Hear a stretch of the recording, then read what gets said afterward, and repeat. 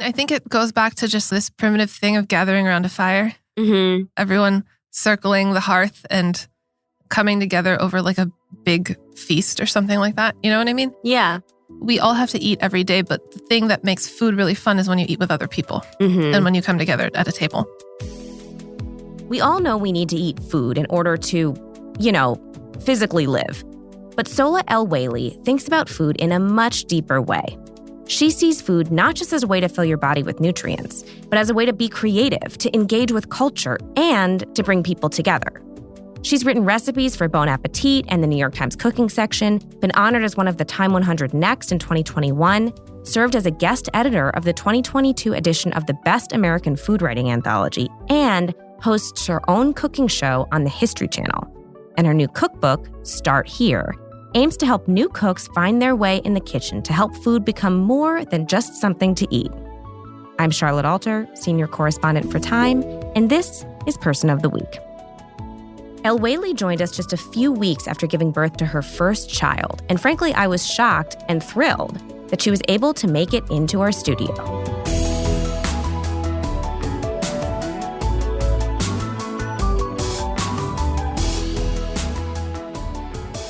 I'm honestly so impressed that you're here and that you're like out in the world, because when I had my baby, I was like, no, I'm not leaving my apartment for 2 months. It was winter also, and it was also like the depths of COVID, so it was a little bit of a different situation, but you're a hero for being here and doing this. Well, that was my original plan. Like I wanted to do a solid 6 weeks, and then after 1 week, I was like I need to do something.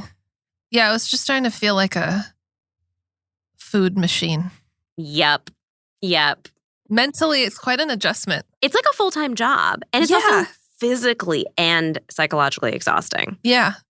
So I like being able to like pop out and be a person again. And then I'll go back. And that's why I'm late. As I was going out the door, I was like, oh crap, I have to pump. Here's the thing. New moms are never late, whatever time they arrive. Okay, also, cool. New moms don't have to write thank you notes. Oh, I love that. Yeah. I've got so many gifts and I'm like, oh, I need to take the time to do this. Legally you don't have to, actually. Oh, okay. Yeah. Thank you. Thanks for letting me know. That's cool. So I'm curious, do you have any go-to new mom recipes? Well, I'm really lucky because my husband's a chef. Wow. So new mom recipe, marry a chef. Okay. So you grew up in the San Fernando Valley in Los Angeles. How did growing up in that specific place influence your attitude towards food? It's an amazing experience to be able to be around so much diversity. In the moment, it was just like, this is how we eat and this is how we live. So I didn't realize it was special, but I realize now how special it was. Just grocery shopping. My mom would always go to like 5 different stores every time. Like there was this Persian store where we got cheese, and then we'd always go to the Korean store for fish, and then the Japanese store for rice. And there was this amazing Mexican grocery store. I think it's called Vallarta's. And they always had fresh masa. Wow. So even though I grew up eating Bangladeshi food primarily, my mom would incorporate masa into our meals and oxtails and like whatever she could find, wherever she could find it. So it was really cool to just be so immersed in so many different cultures. And so tell me about the Bangladeshi food that your mom would make. What kind of recipes did you learn from her? What was that like to sort of learn about food from her? Well, my mom made Bangladeshi food, but it was like LA Bangladeshi. So it was very much influenced by the ingredients she could find. Because especially back then, she couldn't find a lot of the ingredients she grew up cooking and eating. So she adapted with what she could find. And there was still so much. So it never felt like anything was missing. That's why I don't like the word authentic. Interesting. It wasn't like quote unquote like Bangladeshi authentic. It was authentic to the place where we were. So why don't you like the word authentic? I feel like that's something people talk about all the time when they talk about food. Well, like, what does that even mean? Yeah, exactly. Food is always changing. Even if you're staying in one place, even the food in Bangladesh, I go so infrequently, like 10 years will pass and it's completely different. Like the food scene there is constantly evolving. The food scene here is constantly evolving because people are always moving through places. So calling something authentic, it's not true. I was recently working on a project where we were studying tteokbokki. It's the Korean chewy rice cakes. Okay. That are in nowadays you often find it in this spicy gochujang sauce. Right, yes. But traditionally it was not in a spicy sauce at all. Traditionally, chilies weren't even a part of Korean cuisine until pretty recently, relatively, in terms of history, maybe 400 years ago. It's interesting now how people have this idea that, tteokbokki has to be in this spicy gochujang sauce, even though chilies and gochujang are relatively new to that cuisine. So there's no such thing as authentic. That's super interesting. So when you were growing up, and it seems like still today, your parents owned and operated a Baskin-Robbins. Yeah, they're never going to stop working. Okay, so tell me about that. It seems like you kind of grew up in and around this Baskin-Robbins. What was that like? They got the first store when I was 8. So my whole life, basically, I remember being around it. After school, I'd always go there and I'd hang out in the back room. And my first job was breaking down boxes, which is a very important job. Very important. You can't be throwing out unbroken boxes. Yeah. Did you have a favorite flavor of the 31 flavors? Then and now it's still mint chocolate chip. Huh. And I think that nobody does it right, except Baskin-Robbins and Jenny's. Okay, what do you think is the perfect mint chocolate chip? I think it has to be green. Huh. I know it's totally a brain thing, but okay. If it's not green, it doesn't taste minty to me. I don't care how minty it is. I want a little touch of artificial coloring in there. But the other thing are the chips. Oh, what do the chips have to be? I like what Jenny's and Baskin-Robbins does right is the chips are really small and fine. I like the tiny ripples of chocolate running throughout. So you get chocolate in every mouthful and it dissolves really fast because it's small and delicate. See, I feel like I'm maybe on the other side of this debate because I like a chunk myself. I think more people agree with you because very few people sell it with the little chips. Yeah, you're right. So I want to talk a little bit about the traditional ways that people used to learn how to cook. They used to learn how to cook from their families, They used to be there while their parents were cooking or their family members were cooking. And it was something that, sometimes I talk to people, particularly older people, who say they never even necessarily learned how to cook. They just sort of observed their mothers or their grandmothers or their fathers or whoever was cooking, and they kind of learned it through osmosis almost. And some of those traditional avenues of food information have been kind of disrupted. So how do you think food media and recipe developers have sort of replaced some of those traditional ways that people used to learn how to cook? Well, I think with how much food information there is out there, there's good and bad to it. Yeah. When I was growing up, I learned primarily how to cook from my mom, and I had 3 cookbooks, and they didn't have photos. Oh my God. Wow. And I was just looking at these recipes over and over again and making them and messing up. I remember the first time I made gumbo, I didn't know what a roux was, which is a mixture of fat and flour, and it's kind of the heart of gumbo. So I just left it out. So then it's just a soup. It was just a soup and it was delicious and I didn't know any better. So there was a good to it in that because there wasn't so many visual examples and there weren't a lot of expectations. I was just cooking and I was just trying and I was failing, but it didn't matter because I was alone. I wasn't trying to live up to a photograph or a video I saw. But on the flip side, I think it is so amazing how you can learn so much about food from so many different people across the globe now. Yeah. There's so much knowledge out there. And if you really are motivated, you can teach yourself so much. So I feel like cooking has sort of evolved in some ways. And we're at this very interesting moment with cooking right now where food is at once so important to people. And yet so many people still find cooking so inaccessible. So tell me a little bit about Start Here and why you decided to write this book. Well, I think that cooking feels really scary, especially now because there's so much food content that looks so glamorized and so pretty and so perfect. And the fact is, what you as a viewer don't know is how many hours did it take for someone to make that? How many takes? How many tries? Oh, that's interesting. So when you make an egg at home and it's not perfect, it's easy to be discouraged. Yes. Or, right. You bake a cake and it's lopsided. And I think that we're forgetting that food's not supposed to be beautiful all the time. It's supposed to be nourishing. And with the book, I really want to give people the techniques they need so that they can cook nourishing meals for themselves, not necessarily with a recipe or a cookbook. Because if you want to become someone who cooks every day, you got to streamline it for yourself. You don't want to pull out measuring cups all the time, and you don't want to have to make a detailed grocery list. You want to be able to go into your fridge, see what you have, and make a meal. Right. So the goal of the book is to teach you techniques first.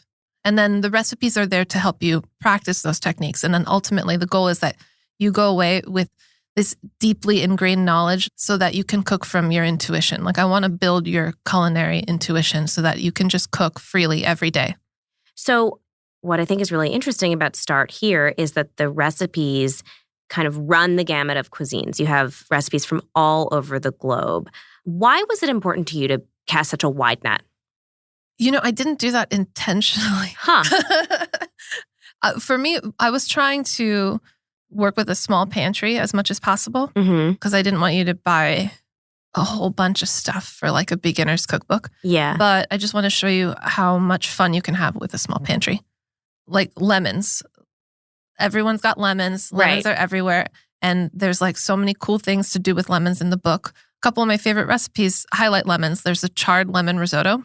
Risotto, traditionally, like, it's all about the stock, but good broth is quite expensive and time-consuming to make. So I just deeply char the lemons to give you that like umami, savory backbone without any stock. And lemons are an easy ingredient you can find anywhere. And then there's like this really cool lemony potato recipe. And if you're going to make any recipe first, I think you should make that one. It's really inspired by the Greek lemony potatoes, but it's not quite those because those need like the high intense of like a grill or a kitchen broiler. But this recipe was actually pretty difficult to develop because it is just like lemon, butter, potatoes, and it's all just about the ratios and the seasoning. So you cook the potatoes covered with a lot of lemon and a lot of butter until it's really nice and tender. And then you uncover it and char it and finish with even more lemon. Yum. And like, it's really all about balancing all of that acidity with butter and salt. Oh my God. So don't be scared of all the butter. You're going to need it. So how long does it take you to perfect one of these recipes? It really varies and you never know. Like something like the lemon potatoes, I thought would be like super easy, maybe 2 tries. And it ended up being one of the harder ones. Wow. So what is harder? Like 10 tries? Yeah, like 10 tries. Okay. Okay. Yeah. What about Bengali cooking? Do you incorporate any techniques from Bengali cooking into these recipes? Well, I think that the interesting thing with Bengali cooking and like South Asian in general or anywhere you use spices is the way you layer spices. Huh. Like what? Well, like let's say you're using turmeric, cumin, and coriander in a dish.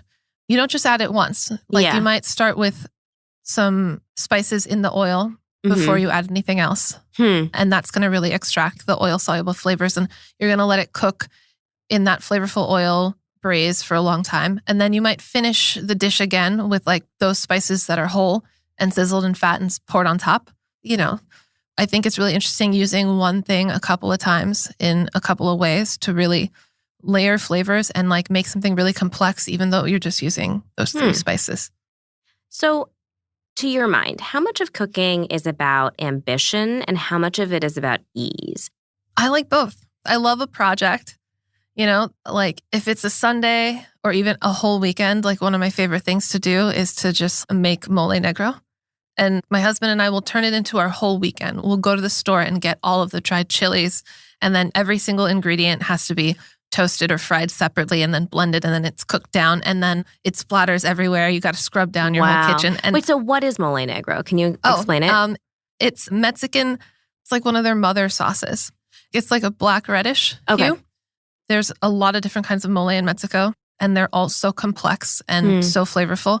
Mole negro is one of the more common ones that you might see and it has a lot of like toasted chilies and dried fruit and fried plantains and fried tortillas. And it all cooks together. It's really all about understanding how to balance those like bitter and spicy and sweet flavors into something harmonious. And it takes a really long time and it's really difficult and I love making it. Yeah. So I'm curious how you think about sort of food and culture in this context. Because in the last couple of years, there has been a little bit of conversation around which recipes are sort of like indigenous to certain cultures and to what extent people from outside those cultures can like master them. I'm curious what you think about that. Well, okay. I think everyone should make everything. Okay. 100%. that's something that's really frustrated me in my career, that when I first started, people would look at me and just want me to make Bengali food. And it's like, no, I want to make everything. Right. And a lot of chefs have been historically allowed to make whatever they want, while other chefs haven't. But this conversation, I think it's missing the point. It's about how you present something. Like, are you going to make something and pretend like you invented it when it's belonged to a culture for hundreds of years? Right. That's a problem. Yeah. And also, if you are profiting from it without acknowledging the origins. But like, you as a home cook, make whatever the hell you want. Right. That's not cultural appropriation. But if you're a prolific recipe developer working for a big platform and you're making mole negro and acting like you invented it and you're calling it chili sauce, that's a problem.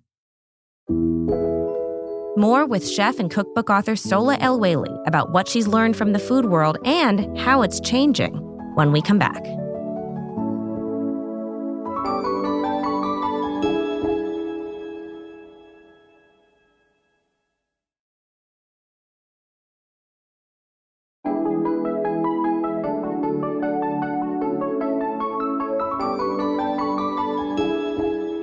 So you write in the introduction of this book, quote, "My confidence in the kitchen comes from failing. In the beginning, I failed a lot, and it's nothing to be afraid of." Can you tell me a little bit more about that? What were the things that you really failed at in the kitchen? And do you still feel like you fail in the kitchen? I mean, I fail all the time. And throughout my life, I've failed in like small and big ways. And it's scary at first. And I think the more you fail, the less scary it is. So, when I first started cooking, I failed by like making a cheesecake that didn't set up or a turkey that was raw in the middle. But then I've had like bigger failures, like having a restaurant close or dropping out of college. And when those things happen, I did get really scared. And a lot of people told me like my life was over. People told me I should leave New York. And like, you get over it and you move past it and you keep going. And it just teaches you that it'll be fine. I'll get over it. I've done harder things. Do you think that there are lessons you've learned from cooking that have helped you deal with those failures? Well, the best thing about cooking is you always got to eat so you can try again. Yeah. Wow. I love that. I think that's exactly right. So you worked at some top-tier restaurants in New York, like Del Posto, Battersby, Momofuku, Pak Pak. And a lot of people are talking about this Hulu series, The Bear, now. And people are very obsessed with like what life is like in the kitchen, and people are saying like, yes, chef, to one another. I'm curious what your experience was like working in those kitchens and whether it was as glamorous as people seem to think. Well, first of all, I haven't seen The Bear yet because I'm afraid to. Oh my gosh. Wow. Why are you afraid? I don't know. People keep telling me it's stressful. And I was like, I don't want to welcome that into my life. You know what I mean? Okay. Fair enough. Maybe later, like when the baby starts to sleep. Totally. Yeah. But I don't think there's anything glamorous about working in a restaurant. If people think that there is, they will be very disappointed. Most of your life working in a restaurant is just being in a basement, peeling onions. You go home and you smell like stuff. You have very little free time. I think that's the biggest thing. When working in a restaurant, my husband and I never saw each other because you work 12 hours a day, like minimum. Often more, and then you add your commute. And then at the end of the day, you're so physically and mentally exhausted that all you can handle doing is drink. So I drank a lot during that time. And I think about it now and how bad it was. But it's just like you kind of have to because there's no way to really decompress after that much like intense physical and emotional work. There is something amazing about it. Like I really do love working such a long day where you're working so much that you don't have time to think about anything else. You tune out the world. The only thing in your mind is getting your station set up and getting ready for service. And then during service, the only thing on your mind is each dish that you're picking up in front of you. So you get into this flow that I really miss. You almost get a little bit high. When you have a good service and the whole kitchen and front of house and back of house is in sync. Yeah. It's like the most incredible, amazing feeling ever. But it's also really, really, really hard. It seems really hard. And you and your husband, as you mentioned, you opened your own restaurant in Greenpoint called Hail Mary. What was that experience like? We learned a lot. Yeah. I mean, when I think about it now, I think about how little we knew, how naive we were when we were starting. First of all, we thought we could do it all ourselves without like a beverage manager or front of house manager. We were trying to be like scrappy about it. We did all the design ourselves. We upholstered all the banquettes ourselves with fabric we found on the sidewalk of Greenpoint. And we thought that would be cool. And instead, like some of our first Yelp reviews were about how weird it was that none of the fabric matched. Like people noticed things that we never would have thought would have been an issue. Yeah. We thought we'd have time to like get our footing. And then the first reviewer, Gothamist, wrote a review about the restaurant after the cold open. Cold open, if you don't know, it's like when you're not even open yet and you're just testing things out. So we had like a week of cold open after the second day he wrote a review. So we didn't even have time to like get going. So I don't think we realized how perfect you have to be right off the bat. There's like no room for error, especially now because of the internet, because everyone is a reviewer. Everyone's going to write about you, whether they're a professional or not. And you don't have any time to make any mistakes or any adjustments. We didn't have the resources to really take our time to recipe develop and plan. We just got in there and hit the ground and opened. Yeah. And so then it closed after about a year, right? Mm-hmm. What do you think you took away from that experience that you might do differently if you were to ever open another restaurant? Well, you need a really big team. You need a good team. You can't do it all yourself. And you need to listen to the people around you. We were really headstrong and wanted it to be exactly how we wanted it to be. Mm-hmm. And it was very fun to make a restaurant that was exactly what we wanted. And we changed dishes like every single day. We were like peak creative at that time. But that's not good for business because customers want stability. Right. So I think if we were to do it again, we would just be a lot more like thoughtful and patient and gather a big team and listen to them and like step back and not have it be all about like satisfying your creative needs. So there have been so many eras in food culture, you know, from Julia Child to the Mark Bittman era of like how to cook everything kind of. And there was the Joy of Cooking era that was a little before that. Mm-hmm. And then the sort of Alison Roman pandemic era was a moment. Do you think there's been a vibe shift recently in the food world, like in the last couple of years? And what do you think is the new food vibe? I don't know. I think that maybe the new vibe is there's so much out there that anyone can find their person. So I don't feel like there's like any one big personality. Yeah. That is kind of like what's cool about a lot of what's happening, not just in food, but in like music and television and movies. There's so much out there that there isn't like one thing everyone's watching or listening to or cooking. Everyone can find their niche. That's super interesting. And do you feel like we're in a different moment? I'm just particularly thinking about the pandemic. Like people were so in their homes and they were making their bread and they were spending like 15 hours on a cake or something.